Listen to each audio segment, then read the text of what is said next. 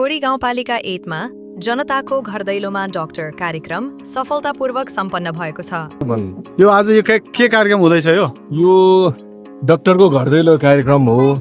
प्रभु हस्पिटलको सहकार्यमा हैन स्वास्थ्य सेवाको पहुँचभन्दा टाढा रहेको भौगोलिक रूपमा, आर्थिक रूपमा, सामाजिक रूपमा अलिकति विकट ठाउँमा हामीले चाहिँ यो कार्यक्रम सञ्चालन गरिरहेछौँ प्रभु हस्पिटलको सहकार्यमा। यसले चाहिँ वास्तविक त्यो जुन निमुखा गरिब जनताहरूलाई चाहिँ घर दैलोमै गएर सेवा दिने उद्देश्य हो। तर यहाँ चोकचतरामा हामी भेला भइरहेछौँ। यदि त्यस्तो कहीँ कतै अब हिँड्नु नसक्ने छ भने हामी उहाँको घर दैलोमै गएर पनि सेवा दिने कार्यक्रम रहेको। तपाईँको नाम? मेरो नाम सन्तोष श्रेष्ठ। यो कार्यक्रमको के तपाईँ म सहजकर्ता भनौँ न अब। प्रभु हस्पिटल र रिसर्च सेन्टरको सहकार्य तथा नागरिक समाज ठोरीको आयोजनामा सञ्चालन गरिएको यस निःशुल्क स्वास्थ्य शिविरमा 150 जना महिला र 100 जना पुरुष गरी जम्मा 250 जनाले स्वास्थ्य जाँच गराएका छन्। तपाईँको नाम के हो? गङ्गामाया। के लिनु भएको छ हातमा? औषधि बोक्नु भयो हो? अनि आज यो के भएको छ खास? यसरी खुसी लाग्यो। छ किन खुसी लाग्यो खास? खुसी लाग्यो पनि अब पहिला अलिकति सुविधा नै छ।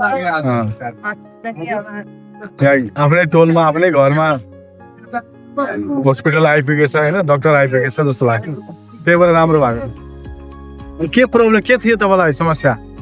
घुँडाको समस्या यो डाक्टरले उता चेक गरिरहनु भएको छ? राम्ररी कुरा गर्नुभयो डाक्टरले? औषधि पनि पाउनुभयो? हल्काको आँसु आयो। ए ल। उक्त कार्यक्रममा नसा तथा हार सम्बन्धी विशेषज्ञ डाक्टर प्रयास तिमिल सिन्हा र फिजिशियन डाक्टर सुरुचि श्रेष्ठद्वारा स्वास्थ्य परामर्श तथा उपचार सेवा प्रदान गरिएको थियो। आमाको नाम के हो? नाम के हो? के गर्दै हुनुहुन्छ? किन आउनु भएको? किन आउनु भएको? हजुर किन आउनु भएको यहाँ?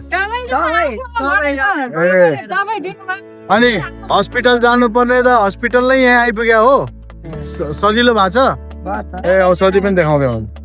ए ल, यो तपाईँलाई खोइ मैले त चिनिनँ हो, प्रेसरको ठिक छ ल। साथै शिविरमा निःशुल्क औषधि वितरण, ब्लड सुगर जाँच उपलब्ध गराइएको थियो। यस कार्यक्रमले स्थानीय तहमै सहज, सुलभ तथा प्रभावकारी स्वास्थ्य सेवा पुर्याउने उद्देश्यलाई अझ सशक्त बनाएको छ।